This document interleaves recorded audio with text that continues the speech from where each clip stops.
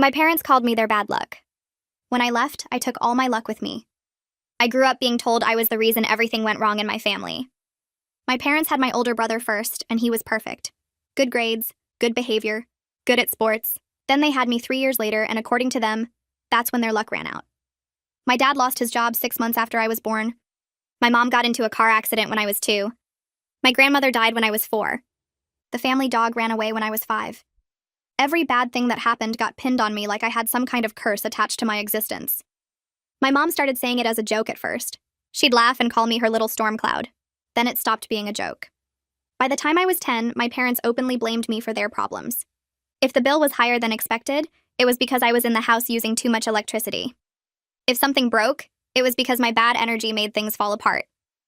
If my dad didn't get a promotion, it was because he had the burden of raising an unlucky child. My brother picked up on it and started calling me Jinx. The name stuck all through middle school and high school. I believed them for a long time. I thought maybe I really was cursed. I apologized constantly for things that weren't my fault. I tried to make myself small and invisible so my bad luck wouldn't spread. I got good grades hoping that would prove I wasn't a burden. I got a job at 16 and paid for my own clothes and school supplies so they couldn't say I was draining their money.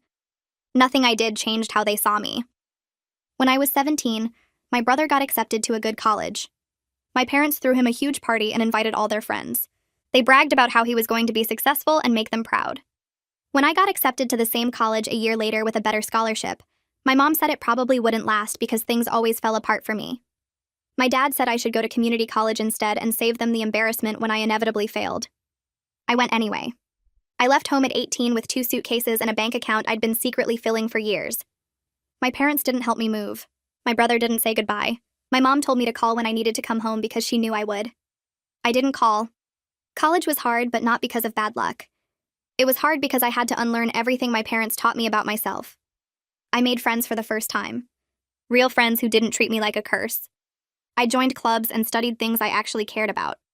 I failed a test once, and my roommate said it was okay and we'd study harder next time. She didn't blame me for ruining anything. She just helped me do better. I graduated with honors. I got a job at an architecture firm in a city 4 hours from my hometown. I worked my way up for 5 years and became a project manager. I bought a small condo with my own money. I adopted a cat who didn't run away. I dated someone who actually liked being around me.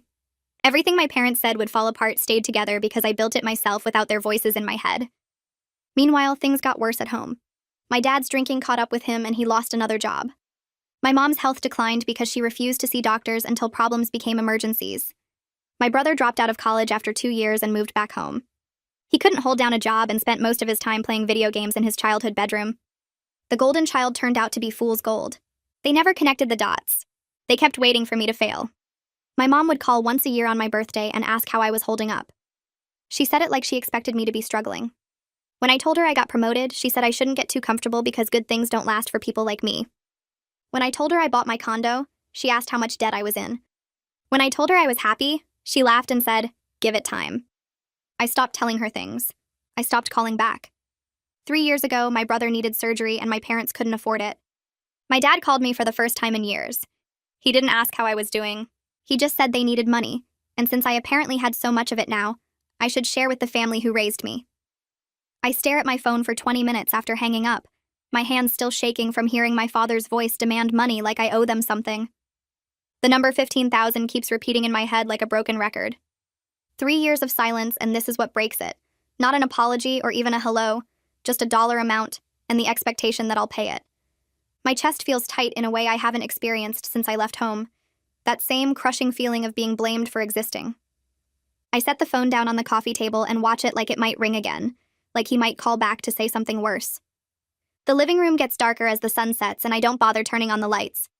My cat jumps onto the couch next to me, and I scratch behind her ears automatically, focusing on the soft fur instead of the anger building in my throat. Cillian comes home from work around 6:30 and finds me sitting in the same spot, still holding my phone even though I'd put it down earlier. I must have picked it back up without realizing. He drops his bag by the door and I watch his face change as he takes in the dark room and my expression. I tell him about the call and the words come out flat and mechanical, like I'm reading a grocery list instead of explaining how my father just demanded money after years of treating me like I was cursed. Cillian sits down next to me and his jaw tightens in that way it does when he's angry but trying not to show it. He asks what my dad said exactly, and I repeat the conversation word for word because it's burned into my memory already. His face shifts from concern to something harder, protective, and somehow that makes me feel less crazy for being this upset. He asks if I'm okay, and the question makes me pause because I don't actually know the answer. Part of me wants to scream, part of me feels guilty for even being angry, and another part just feels sad and tired. I tell him I'm not sure, and he nods like that makes perfect sense. We sit in silence for a few minutes, and I try to sort through what I'm feeling. The anger makes sense. They called after 3 years just to ask for money. But the guilt confuses me. This nagging voice saying maybe I should help because he's family. Maybe refusing makes me just as bad as them. Then there's the sadness underneath it all. This heavy realization that this is what our relationship has become, that they only reach out when they need something from me. I grab my phone and pull up my therapist's contact information. My hands shake a little as I dial, and I get Milena's voicemail because it's after office hours. I leave a message asking if she has any emergency slots this week because I can feel old patterns trying to crawl back into my brain. The voice in my head sounds exactly like my mother, telling me I'm being selfish, that family helps family, that good daughters don't abandon their brothers when they need surgery. I hate that voice, and I hate that it still has power over me after all these years. I hang up and tell Cillian I called my therapist, and he squeezes my hand, says that's a good idea. That night, I lie in bed staring at the ceiling while Cillian sleeps next to me. My brain won't shut off, just keeps cycling through memories I thought I'd dealt with already. I remember being 6 years old and my dad losing another job, how my mom said it was because having me around made him stressed and distracted. I was 6 months old when he lost the first job, and somehow that was my fault too. I remember the car accident when I was 2, how my mom told the story for years about how she was distracted thinking about me in the back seat and didn't see the other car. I remember my grandmother dying of cancer when I was 4, and my parents talking about bad luck following our family, looking at me when they said it like I'd personally given her the disease. The memories keep coming, each one a little cut that never quite healed, and I realize I'm crying without making any sound. Milena's office calls back the next morning while I'm getting ready for work. Her receptionist says she had a cancellation at 2 in the afternoon if I can make it. I call in sick to work, something I never do, and spend the morning pacing around my condo trying to distract myself. I clean the kitchen that's already clean. I organize my bookshelf by color, then by author, then back to color. I start 3 different shows on streaming and can't focus on any of them. When it's finally time to leave, I get to her office 15 minutes early and sit in my car rehearsing what I want to say. I walk into her office feeling like I've gone backwards in time, like I'm the anxious 23-year-old who first started therapy instead of the 28-year-old who thought she had her life together. Milena gestures to the familiar chair and I sit down, already feeling tears building up. She asks what happened and I tell her about the call, about my father's voice after 3 years, about the money demand, about all of it.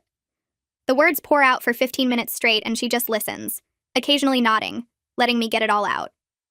When I finally stop talking, she waits a moment, then asks what I actually want to do. Not what I think I should do or what would make me a good person, but what I genuinely want. I admit I've already looked up Curtis's condition online, spent an hour last night reading medical websites about the surgery he needs. It's real and it's necessary, and without it, he could have serious complications. But I also know my parents have let him live at home rent-free for years, playing video games in his childhood bedroom while they paid for everything. They never made him get a job with insurance, never pushed him to be independent like they pushed me out the door at 18. I paid for my own clothes and school supplies at 16 while he's 31, and they still do his laundry. Milena asks why Curtis doesn't have insurance, and the question makes me stop and think. I realize it's because he's never held a job long enough to qualify for benefits. He's worked maybe 6 months total in the last 5 years, always quitting or getting fired, always moving back home where my parents enable him. They let him stay dependent while they blamed me for being a burden when I was literally a child. The double standard sits heavy in my chest. I was paying my own way as a teenager, and he's in his 30s getting supported completely. But somehow I'm the one who gets the call demanding money. We spend the next 30 minutes talking about the difference between helping family in an actual crisis versus rewarding the same broken patterns that made me leave in the first place. Milena points out that giving them money without any conditions would just confirm their belief that I exist to solve their problems, that I'm responsible for fixing everything that goes wrong in their lives. She asks what message it sends if I hand over $15,000 after they spent years telling me I was the source of all their bad luck. I hadn't thought about it that way, but she's right. It would be like agreeing with them, like accepting that I do owe them something for the burden of raising their cursed daughter. I leave therapy with homework to write down exactly what I'm willing to offer and what my boundaries are before I respond to my father. The idea of setting terms instead of just saying yes or no feels strange and scary and maybe a little powerful. Milena reminds me that I get to decide what kind of relationship I have with them, that I don't have to accept the role they assigned me. I drive home thinking about what reasonable help might actually look like, something that doesn't make me feel like I'm betraying myself, but also doesn't completely abandon Curtis when he's sick. That night, Cillian gets home around 7 and finds me sitting at the kitchen table with my laptop open and a notebook covered in scribbled thoughts. He sets down his work bag and comes over to kiss the top of my head before asking what I want for dinner. I tell him I don't really care, and he suggests we order from the Thai place down the street since neither of us feels like cooking. While we wait for the food to arrive, he sits across from me and asks how I'm doing with everything. I close my laptop and admit I've been going in circles all day trying to figure out what the right thing to do is. He reaches across the table and takes my hand, reminding me there might not be a clear right answer, but that doesn't mean I can't set boundaries around what I'm willing to offer. The food arrives and we eat at the table instead of in front of the TV like we usually do. Between bites of pad thai, I tell him I keep thinking about Curtis actually needing the surgery and how it feels wrong to just ignore that completely. Cillian nods and says he gets it, that wanting to help doesn't make me responsible for fixing everything my parents have messed up. He suggests maybe I could help Curtis directly with finding resources instead of just handing money to my parents who haven't managed their finances well in decades. The idea clicks something into place in my brain. I could research hospital payment plans and financial assistance programs, maybe even help Curtis apply for medical assistance if he qualifies. That feels different from writing a check to my father and pretending it will solve anything long-term. Cillian points out that way I'd be helping Curtis get the medical care he needs without enabling my parents to avoid taking any responsibility for how they got here. We talk through what that might look like practically, and I start feeling less trapped between two bad options. Saturday morning, I wake up determined to draft an email response before I lose my nerve. Cillian goes to the gym, and I make coffee and sit down at my laptop with a clear head for the first time since my father's call. I open a new message and type my father's email address in the recipient line, then stare at the blank space trying to figure out how to say what I need to say. The first draft comes out angry, and I delete it. The second one sounds too apologetic, like I'm asking permission to have boundaries. The third attempt feels closer. I write that I understand Curtis needs surgery, and I want to help him get the medical care he needs. Then I explain I'm not comfortable giving money directly to them, but I am willing to help Curtis research hospital financial assistance programs and payment plan options. I spend an hour rewording sentences and taking out anything that sounds defensive or like I'm justifying myself. By lunch, I have something that feels clear and firm without being mean. I save it as a draft instead of sending it right away because I want to read it again tomorrow with fresh eyes. Sunday, I read through it twice and make a few small changes. Cillian reads it over my shoulder and says it sounds reasonable and compassionate while still protecting my boundaries. I move my cursor to the send button and hesitate. Part of me knows sending this will probably make my parents angry. They want money with no strings attached, and I'm offering something different. But I also know that if I just give them what they want, I'll resent myself, and nothing will actually change. I take a breath and click send before I can second-guess myself again. Monday afternoon, my phone rings while I'm reviewing blueprints at work, and I see my mother's name on the screen. My stomach drops because I wasn't expecting her to call. I should let it go to voicemail, but some old instinct makes me answer. Before I can even say hello, she launches in about how she can't believe I would be. So ungrateful after everything they did raising me. Her voice has that sharp edge that used to make me want to disappear when I was younger. She says they sacrificed so much for me and my brother, and this is how I repay them. I try to interrupt to explain that I offered to help, but she talks right over me. She brings up the email and says they don't need my charity. They need family loyalty.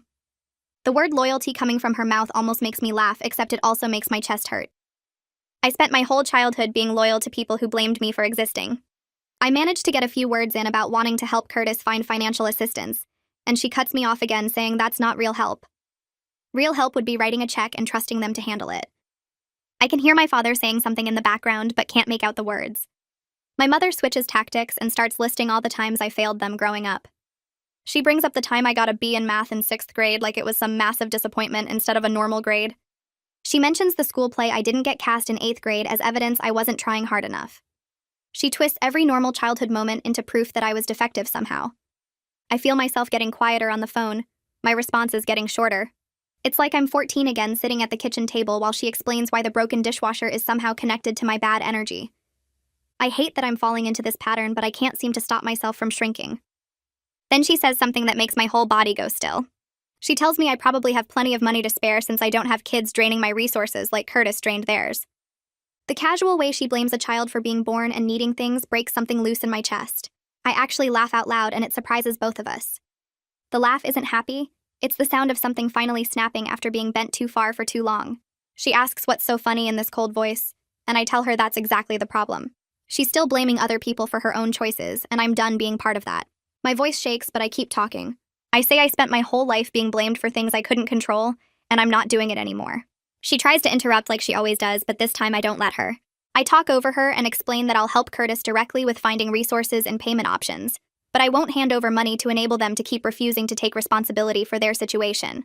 I can hear my father yelling something in the background about disrespectful children and ungrateful daughters. My mother's voice shifts from angry to ice cold in a way that used to terrify me as a kid. She says fine, they'll figure it out themselves like they always have to. No thanks to me. She hangs up before I can say anything else, and I'm left standing in my office holding my phone with my hand shaking. I walk to the bathroom and lock myself in a stall for 10 minutes trying to get my breathing under control. My whole body feels like it's vibrating with adrenaline and anger and something that might be pride. I actually stood up to her. I said things I've thought for years, but never had the courage to say out loud. When I finally come out, I wash my face with cold water and go back to my desk. I can't focus on work for the rest of the afternoon. Cillian finds me that evening sitting on the couch staring at nothing. He sits down next to me, and I immediately start crying these angry, frustrated tears that I've been holding in since the phone call ended. He pulls me against his chest and just holds me while I cry. When I can finally talk, I tell him about the call, and how my mother brought up every childhood failing like I was on trial. I tell him about the comment about kids draining resources, and how something just broke in me, hearing her blame Curtis for existing the same way she blamed me. Cillian runs his hand through my hair and says, "Setting boundaries doesn't make me a bad person." He reminds me that they called asking for help, but the second I offered help that came with any conditions, they rejected it. They wanted me to fix their problem without them having to change anything about how they operate. I know he's right, but it still hurts. Some part of me kept hoping they might surprise me and actually hear what I was saying. Instead, they proved they're exactly who I've always known them to be. I spend the next day drafting an email to Curtis. I find his old address in my contacts from years ago and stare at the blank message for 20 minutes trying to figure out what to say. I delete 3 different versions before settling on something short and practical. I write that I want to help him directly with researching hospital payment plans and financial assistance programs. I list a few specific resources I found online and offer to help him apply for them. I don't mention our parents or the phone call or any of the family drama. I keep it focused on the actual problem instead of all the emotions around it. My finger hovers over the send button for another 5 minutes before I finally click it. The email disappears, and I immediately wonder if the address even works anymore, or if it'll just bounce back. I check my email obsessively for the next 3 days. Every notification makes my stomach jump, even when it's just work stuff or spam. I keep my phone next to me constantly and wake up in the middle of the night to see if he responded. Cillian notices me checking my phone at dinner and asks if I'm expecting something important. I tell him about the email, and he squeezes my hand across the table without saying anything. On the 3rd day, I get a response.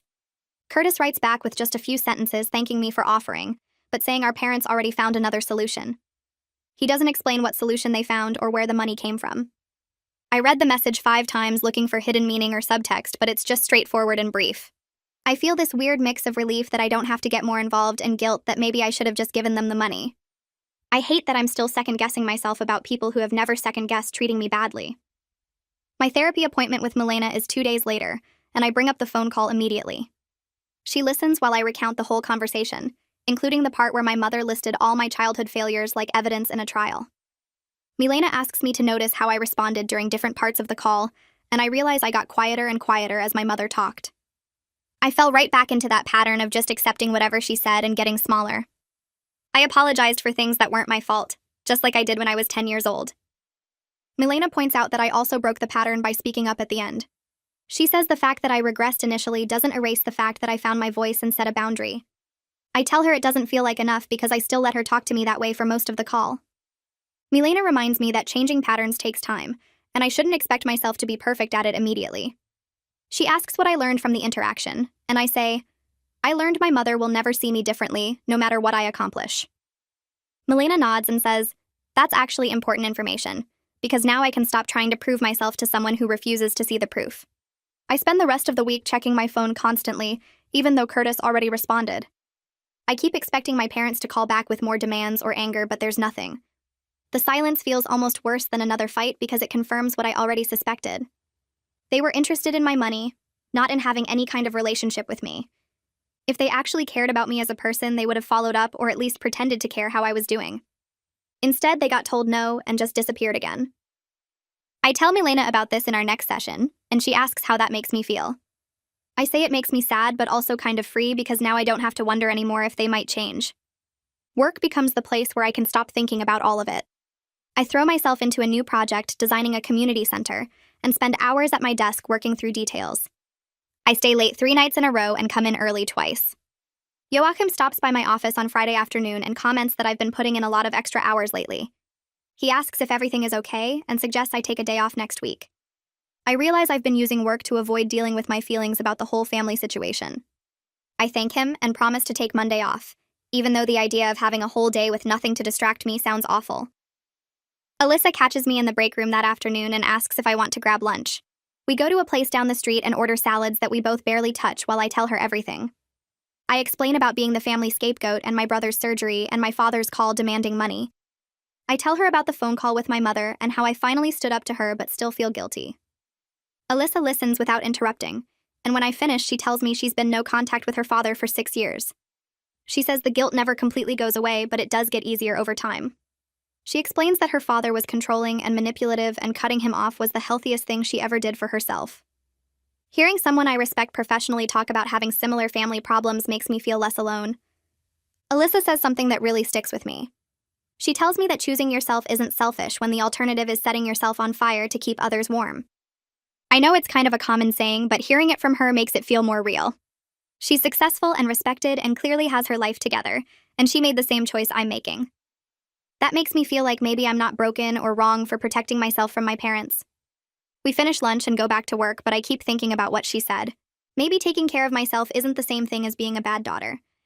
Maybe my parents made it impossible to do both. That night, I dig out an old journal from college that my therapist back then had me keep. I haven't written in it for years, but something makes me want to start again. I sit down with a pen and start writing out the whole pattern of blame from when I was born until now.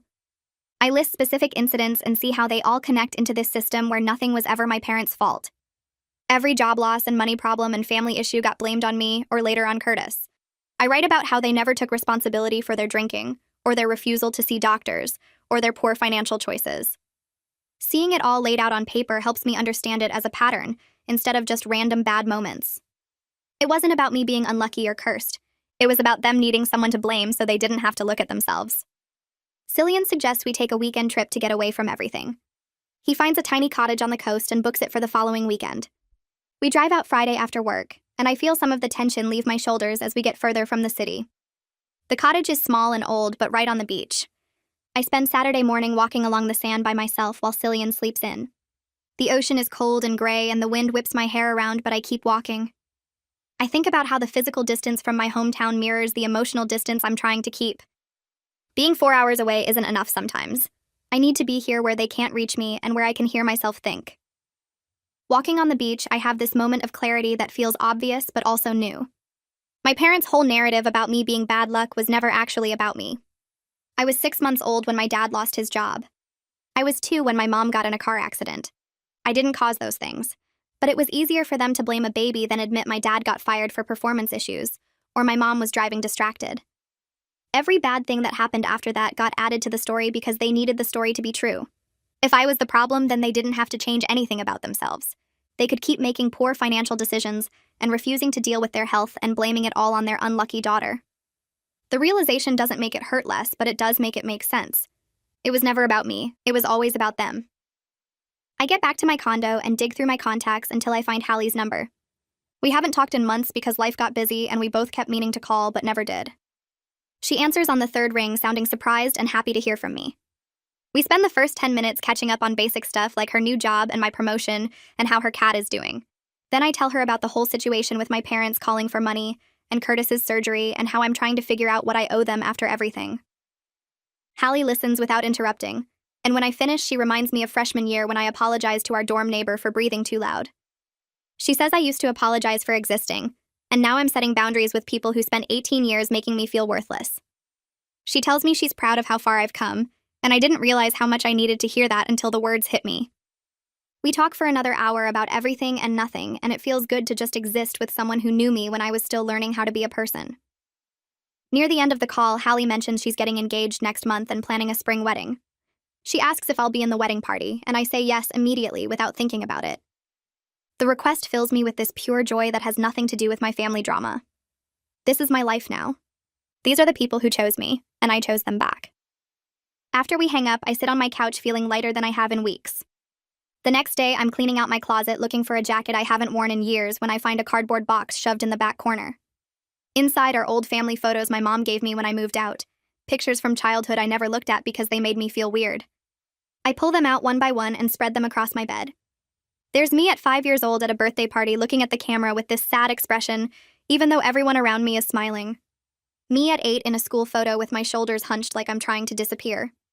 Me at 12 standing next to Curtis at some family gathering while he grins and I look at the ground. In every single photo I can see it now, the sadness in my eyes even during supposedly happy moments. I was carrying their blame before I even understood what it meant. I sort through the whole box and keep only 3 photos, ones where I'm alone or with friends from high school who actually liked me. The rest go into a donation bag because I don't need physical reminders of a childhood I've spent years trying to unlearn. At my next session with Milena, she asks what I want my relationship with my family to look like going forward. The question catches me off guard because I've been so focused on what I don't want that I haven't thought about what I do want. I sit there for a full minute trying to figure out how to answer. Finally, I tell her I don't want no contact forever, because that feels like letting them win in a different way. But I also can't go back to accepting their version of reality where everything wrong in their lives is somehow my fault. Milena nods and suggests we practice potential future interactions, so I can maintain boundaries without getting defensive or trying to change their minds. We spend the rest of the session role-playing different scenarios. Milena plays my mother accusing me of abandoning the family, and I practice responding calmly without explaining myself or arguing. It's way harder than I expected. Every time Milena throws an accusation at me in my mother's voice, I feel myself getting smaller and quieter like I'm 15 again. We run through the same conversation 5 times before I can get through it without either shutting down or getting angry. Milena tells me that's normal, that years of conditioning don't disappear just because I understand them now.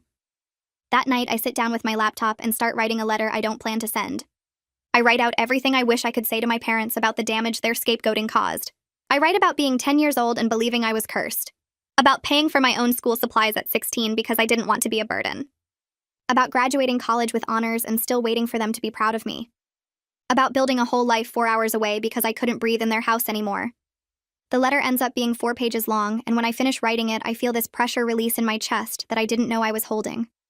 I save it in a folder on my computer and close the laptop. A month passes with no contact from my parents, and I almost forget about the whole thing. Then Curtis emails me out of nowhere with a brief update that his surgery went well, and he's recovering at home. The email is only 3 sentences long, but at the end he adds this awkward line thanking me for offering to help, even though they ended up not needing it. It's the closest thing to an apology I've ever gotten from him, and I read it 5 times trying to figure out if I'm reading too much into it. I wait a day before responding so I don't seem too eager. I write back saying I'm glad he's okay, and that I'm here if he ever wants to talk. No pressure. I keep it short and leave the door open for future contact without pushing him. Building some kind of relationship with Curtis separate from our parents feels possible in a way reconciling with them doesn't. He's starting to see things differently, and maybe that's enough for now. At work the following week, Joachim calls me into his office, and I spend the whole walk there wondering what I did wrong. Instead, he tells me I'm being assigned to lead a major project designing a new public library downtown. It's the biggest project of my career so far, and I just stand there staring at him trying to process the information. Joachim says I earned it through 5 years of consistent, excellent work, and he trusts me to handle it. I actually let myself believe him instead of waiting for the other shoe to drop, or for him to realize he made a mistake. The project consumes my focus for the next few weeks in the best way possible. I'm using skills I've developed over years of pushing myself to prove I wasn't cursed or unlucky or whatever my parents called me. I work late most nights sketching ideas and meeting with the design team and presenting concepts to the client. Halfway through a presentation, I catch myself thinking my parents would probably say, "This success won't last," that something will fall apart because that's what happens to me. Then I consciously choose to ignore that voice and keep talking about load-bearing walls and natural light optimization. The client loves the design. Joachim walks me back to my desk after the presentation and mentions that the team wants to grab drinks Friday to celebrate landing the project. I tell him I'll be there, feeling this weird mix of pride and disbelief that I'm leading something this big. Cillian texts me that afternoon asking how the presentation went, and I send back 3 celebration emojis because I don't trust myself to put it into words without sounding too excited. He responds immediately saying we should do something special this weekend. 2 days later, he tells me he made reservations at that Italian place downtown and invited Alyssa plus a few people from my office. I spend 20 minutes staring at my closet trying to figure out what to wear to a celebration dinner for my own success, which feels ridiculous but also kind of nice. We meet at the restaurant Friday night, and there's this moment when I walk in and see everyone already sitting at a table waiting for me. Alyssa waves me over and Cillian pulls out my chair like this is some kind of formal event. Joachim ordered appetizers for the table and keeps talking about how impressed the client was with my presentation. I sit there listening to people I work with every day say genuinely nice things about my work, and it hits me that this is what normal feels like. Nobody's waiting for me to fail. Nobody's making jokes about how long my luck will last. These people actually like having me around and think I'm good at what I do. Alyssa raises her glass and says something about how she knew I'd be running projects within a year of mentoring me. The whole table toasts, and I have to blink back tears because I've never had people celebrate me like this. My parents threw my brother a huge party when he got into college, but told me not to make a big deal about my scholarship. This dinner with work friends means more to me than any family gathering ever did. The next week, my phone reminds me it's my mother's birthday. I stare at the notification for a solid minute before swiping it away. Every single year since I left home, I've called her on her birthday, even when she barely acknowledged mine. This year, I don't pick up the phone. I feel guilty for about an hour, that old familiar knot in my stomach that says I'm being a bad daughter. Then I remember she didn't call on my last birthday, breaking her yearly pattern of checking in to see if I'd failed yet. She couldn't even bother with her usual concerned voice asking how I was holding up. The guilt fades pretty quick after that. I spend the rest of the day working on project plans, and don't think about her again until Cillian asks that evening if I talk to my family. I tell him no, and he just nods, squeezes my hand, doesn't push me to explain. My next session with Milena happens 2 weeks later instead of our usual weekly schedule. She suggested spacing them out since I've been doing better, and I agreed, even though part of me still wants that weekly check-in. We spend the first few minutes catching up on the project and the dinner and my mother's birthday. Milena leans back in her chair and says something that catches me off guard. She tells me I'm not just surviving anymore. I'm actually doing well, building a life based on what I value instead of just reacting to my family's rejection. I sit with that for a minute because she's right. The condo, the job, the relationship with Cillian, the friendships with Alyssa and my coworkers, none of it happened because I was running away from my parents. It happened because I chose it. I built it on purpose. Milena asks how that feels, and I tell her it feels weird and good and sometimes scary because there's this voice in my head that still expects it all to fall apart. She reminds me that voice belongs to my mother, not to me, and I get to decide whether to listen to it. 3 weeks after that, I get a text from an unknown number. I almost delete it thinking it's spam, but something makes me open it. The message says it's Curtis and asks if we could meet for coffee when he's in my city next week for a follow-up appointment. My immediate reaction is this spike of anxiety that surprises me. I thought I was past caring what my brother thought. I stare at the message for 10 minutes trying to figure out what he wants. Part of me wants to ignore it, but another part is curious about why he's reaching out now. I text back saying, sure, we can meet at a coffee shop near the hospital, somewhere public where I can leave if it gets weird. He responds with a thumbs up emoji and a time. I spend the next week wondering if I made a mistake agreeing to this. Curtis shows up looking healthier than I've seen him in years. He's gained some weight back and doesn't have that gray, exhausted look he had when I saw him at the hospital. We order coffee and sit at a corner table, and the first 10 minutes are so awkward I almost regret coming. He asks about work, and I give short answers. I ask about his recovery, and he does the same. We're dancing around whatever he actually wants to say. Then he puts his cup down and looks at me directly for the first time. He tells me he's been thinking a lot during recovery about how our family worked, how things went down when we were kids. He says he's starting to see things differently now that he's had time away from the house. I don't say anything, just wait for him to keep talking. He mentions how our parents freaked out when he needed surgery, how they couldn't handle the stress of actually having to take care of someone. He watched them scramble and panic and blame everyone but themselves for not having money saved. It made him realize some things he didn't want to see before. He doesn't give me a full apology, and I don't expect one. What he does say is that he knows he benefited from being the golden child while I got blamed for everything. He admits he went along with it because it was easier than questioning them. He says watching our parents scramble for money and fall apart over his medical bills made him realize they're not actually good at taking care of anyone, including themselves. They just needed someone to blame, and I was convenient. I appreciate his honesty more than I expected to. I don't need him to completely reject our parents or validate every single thing I went through. Just hearing him acknowledge that the family dynamic was messed up and he played a role in it feels like enough. We end up talking for almost 2 hours, way longer than I planned. We talk about college and how he dropped out, about the years he spent in their house playing video games because he didn't know what else to do. He asks about my life now and actually listens when I tell him about the architecture firm and Cillian and my condo. Before we leave, we agree to stay in touch. Maybe build something new instead of trying to fix a sibling relationship that never really existed in the first place. Near the end of our conversation, Curtis mentions he's finally looking for a real job. He's been applying to places and has a few interviews lined up. He says our parents are upset about him wanting to move out, that they keep telling him he's not ready or he should save money first. I realize sitting there listening to him that they need someone to manage and control. When I left, they still had Curtis, but now that he's getting healthier and wanting independence, they're losing their grip. Without me there to blame, Curtis became the target in different ways. Not the scapegoat exactly, but the project, the person they could hover over and make decisions for. He's starting to see it now and wants out. After Curtis leaves, I sit in my car for a few minutes before driving home. Then I call Milena, even though it's not our session day. She answers and I tell her about the meeting, about everything Curtis said. I'm surprised by how much lighter I feel. Having Curtis acknowledge even part of the family dysfunction makes me feel less crazy about my decision to distance myself. Milena says that makes sense, that sometimes having one person validate your experience can shift everything. She asks how I feel about staying in touch with him, and I tell her cautiously hopeful. I don't expect him to become my best friend or anything, but having one family member who's willing to be honest feels like something worth keeping. That night, Cillian asks if I think my parents will ever change. We're sitting on the couch with my cat curled up between us, and he's asking the question carefully like he's not sure if I want to talk about it. I think about it for a real minute before answering. I tell him I've stopped needing them to change. Whether they grow or learn or stay exactly the same doesn't have to determine my peace anymore. I built a life without them, and it's good.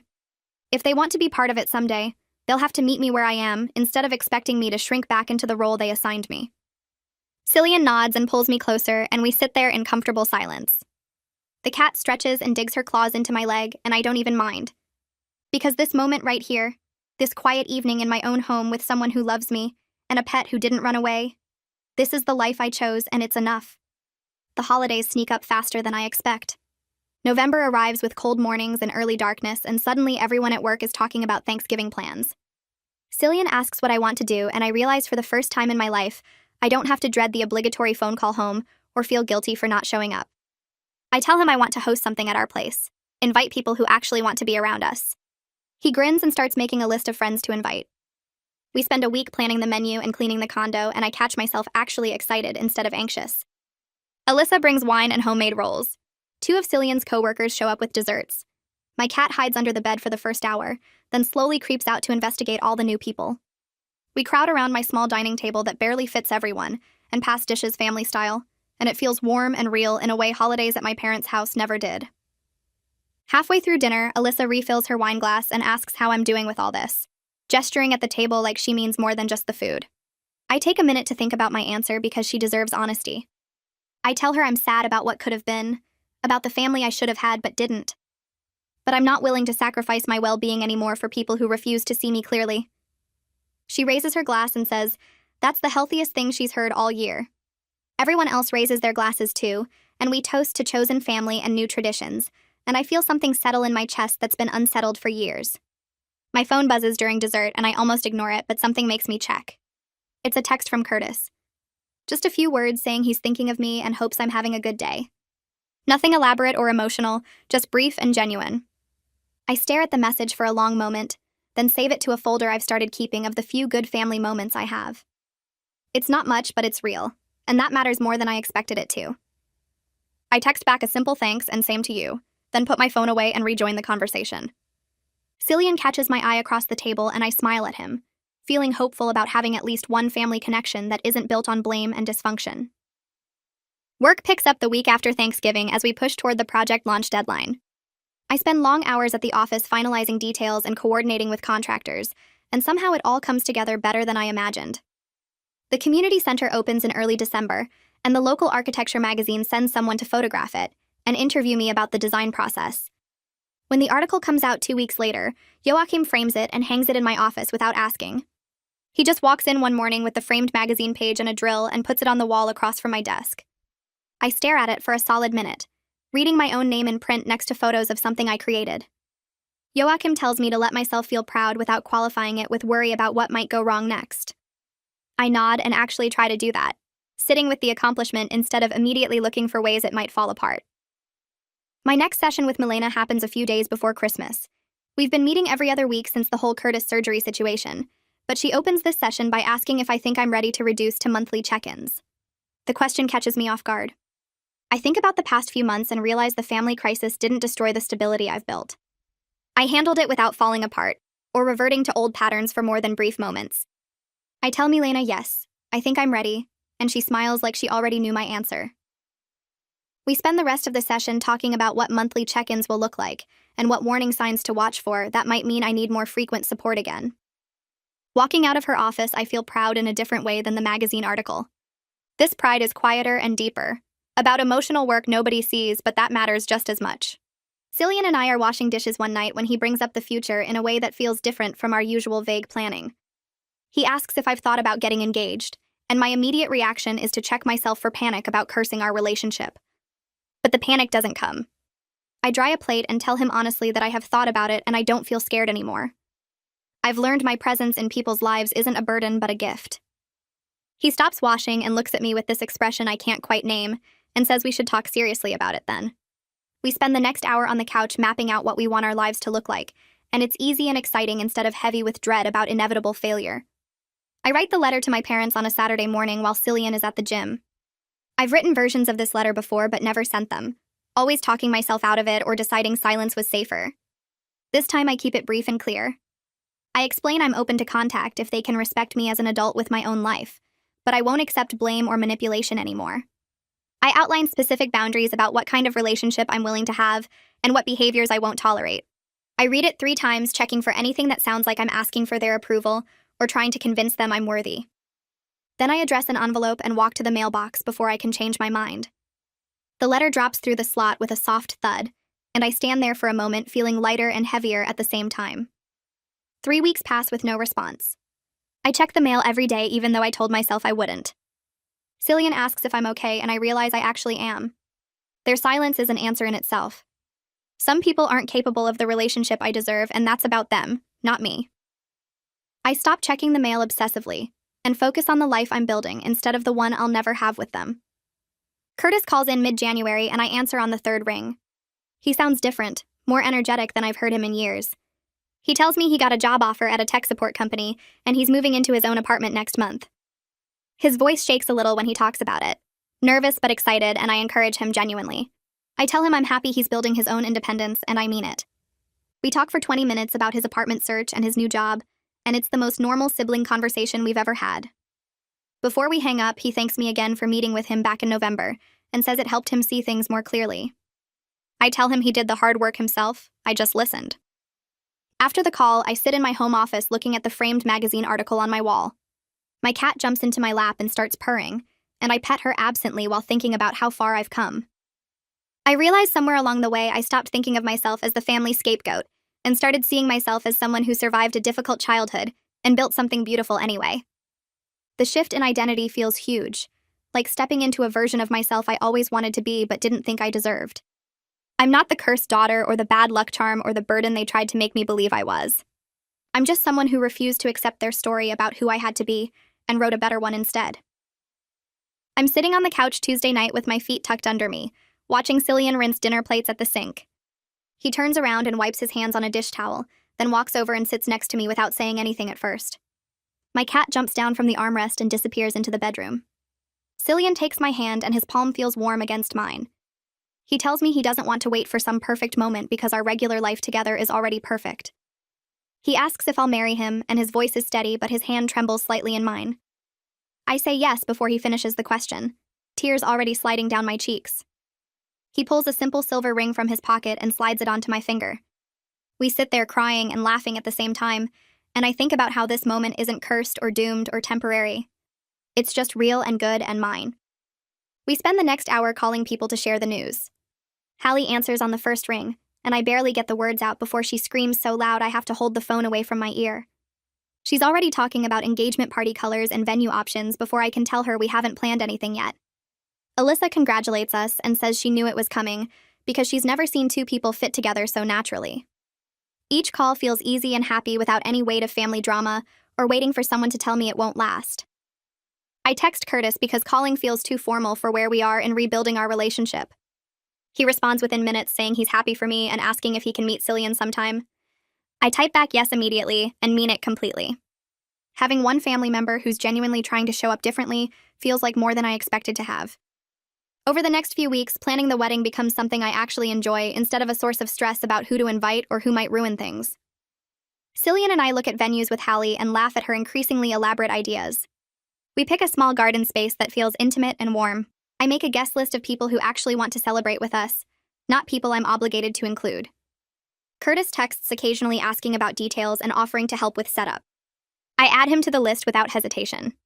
The whole process feels light and joyful because I'm surrounded by people who chose me and I chose them back. I realize one night while addressing invitations that this is the family I needed all along. Not the one I was born into that treated me like a burden, but the one I built myself from friends and partners, and the one brother who decided to do better. That's not bad luck or a curse finally breaking. That's just the best thing I ever did for myself.